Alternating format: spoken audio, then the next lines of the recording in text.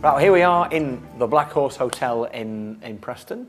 I'm Tim Farron, I'm the MP for Westmoreland and Lonsdale and candidate for party presidency. Now then, I'm going to go straight into questions. Question one, I think. All right, I seem to have drawn the short straw. Anyway, thank you very much for coming and welcome. Thank you. My question is, suppose you are elected president of the Liberal Democrat Party.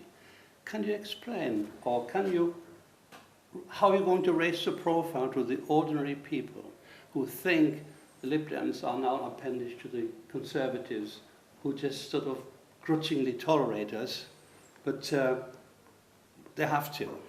So what do you say to that? It's a huge challenge, and you've put your finger on the real issue. I think obviously being in power is wonderful. You know, it's 65 years since any Liberal was in the cabinet, and that was during a wartime coalition. So it's 80 odd years since we were in power in peacetime.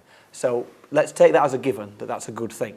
What is an incredibly dangerous thing is what you just pointed out, which is that our identity is overshadowed, our message is in many ways impaired, and the ability to get it across is reduced as well. And the difficulty we have, I'm going to be careful what I say here, is that it's good that you're collegiate when you're in government. It's good that, you know, Nick Clegg and David Cameron should work closer together. It would be pretty awful if they were scrapping like Blair and Brown used to.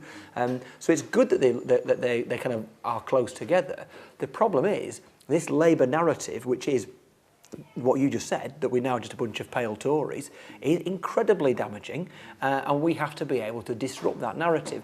Part of my job, I guess, if I become president, is to deliberately disrupt it by, I suppose, just being who I am, which is a northerner who joined the Liberals at the height of Thatcherism. And I say one thing that me and many of my Tory coalition colleagues have in common is that we both joined our parties because of Mrs Thatcher, which is absolutely right in my case, you know. And I didn't join Labour, by the way, because the Liberals were pluralistic, they were democratic, they were green, and they believed in this kind of politics, you know.